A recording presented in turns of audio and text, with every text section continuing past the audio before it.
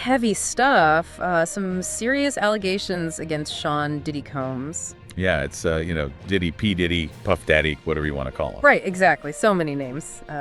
We'll just go with Diddy for this deep dive. But yeah, we're talking accusations of predatory behavior and how all this connects to bigger issues in the music industry, like power and exploitation. Definitely. And it's all happening as he's about to face a sex trafficking trial, which just adds another whole level of, scrutiny to the situation. Yeah, we're going to unpack that trial later for sure. But first, let's focus on these new accusations coming out. Right. It really focuses on the experiences of D. Woods. From Danity Kane, right. Exactly. A former member of Danity Kane. Which, of course, was that girl group Diddy put together. What was it?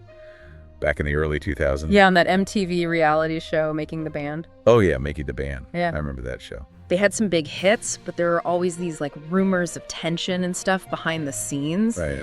And then, of course, D. Woods ended up getting fired from the group. Yeah, I remember that. And now she's speaking out in this new documentary, The Fall of Diddy. And she's describing her time with Diddy as dark, scary, and predatory. Pretty heavy stuff. Wow, those are strong words. Yeah, and what really gets me is how she talks about being treated like a piece of meat. It's like this dehumanizing thing where she and her bandmates felt reduced to just objects, not even artists. Yeah. It's disturbing, but it does seem to fit a pattern we've seen in the music industry, unfortunately, especially with women in hip-hop. Right. It's like there's this casting couch mentality that just keeps getting perpetuated. And Diddy's power in the industry is huge. So for someone like D. Woods to speak out against him, especially back then, before the #MeToo movement really gained traction, it must have been terrifying. I mean, the fear of repercussions would have been immense. And she's also claiming that Diddy was super manipulative, building her up one minute and then tearing her down the next. Classic tactic. It's textbook abuse almost. Yeah, and it creates this cycle of fear and dependence. It can be as damaging as physical abuse, honestly, and the effects can last a really long time. No doubt. The article also mentions that D. Woods was afraid to even be alone with Diddy. That's how bad the atmosphere was. Makes you wonder how many others experienced this, but were too afraid to say anything. Yeah, I mean, especially with those power dynamics, young artists are so eager to get their break, they might feel like they have to put up with this kind of treatment. Sadly, that is often the case. In this case, it goes beyond just Diddy and D. Woods. It really makes you look at the whole system in the music industry. It's like they protect their own, turning a blind eye to these kinds of allegations. But the #MeToo movement has definitely started to change things. For sure. It's given survivors a platform. Yeah. It's made it harder to just sweep this stuff under the rug. It has, but we still have a long way to go because even with all the awareness we have now, challenging someone as powerful as Diddy is still super risky. Definitely risky. Very risky. Which makes D. Woods speaking out even more significant. It makes you ask, have things really changed? It's the big question. It's what we're all trying to figure out. And then you add in this upcoming sex trafficking trial. Right. Yeah, it's a whole other layer. It does. It involves different allegations, and we'll get into the specifics later on. But the fact that he's facing these serious charges while these other accusations are coming out, it just changes the whole conversation around him. Absolutely. It's impossible to ignore. It's like his whole legacy is being examined. Now we have to really think about the man behind the music and what the consequences of his actions might be. And the consequences can be huge. Yeah. It's not just legal consequences either.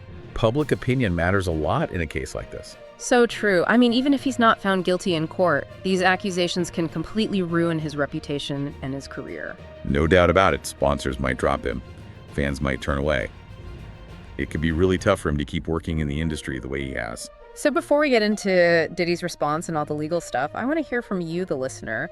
What are your initial thoughts on all this? What stands out to you about D. Woods' story?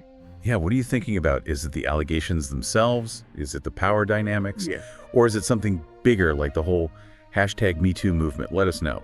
It's definitely a big deal that D. Woods is coming forward like this. It makes you think about all the people who stay silent and how much courage it takes to stand up to someone powerful. Totally. It's like David and Goliath or something. D. Woods speaking out against Diddy, it just shows how much she must have gone through. And she's not alone. There are more and more people speaking out, especially in the music industry, holding these abusers accountable. You mentioned earlier how Diddy's responding to all this. What exactly is he saying? Well, his legal team put out a statement basically denying everything. They're calling them unsubstantiated claims and saying they have faith in the judicial process. It's interesting that they're playing the legal cards so hard. It's like they're trying to make this just a legal issue for the courts to figure out instead of actually addressing the accusations. Yeah, it's a strategy for sure. By focusing on the legal side of things, they can try to make D. Woods look less credible and take the attention away from what she's actually saying. But, whether he wins in court or not, this whole thing has already started a really important conversation about power and accountability and how these systems allow abuse to happen in the first place. Absolutely. D. Woods' story has resonated with so many people because it's not just about her. It's about something bigger. It's about power dynamics that play out everywhere. This goes way beyond music. We see this kind of thing in Hollywood, in Silicon Valley, people in power taking advantage of others. Yeah, and it's like, how do we actually change these systems? How do we create environments where everyone feels safe and empowered to speak up? That's the million-dollar question, isn't it? I think it starts with being more transparent and holding people accountable. Totally. We can't just keep things the same.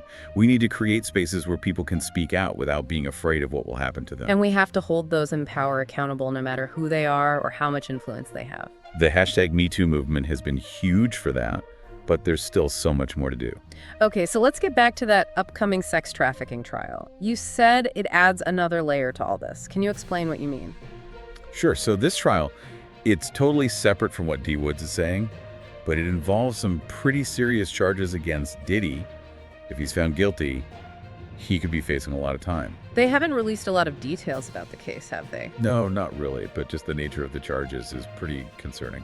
And the timing of it all with this documentary coming out and D. Woods speaking up, it puts Diddy in a really tough spot. Yeah, it casts a huge shadow over everything he's done, even if he's found innocent. In both cases, his reputation has probably already taken a major hit.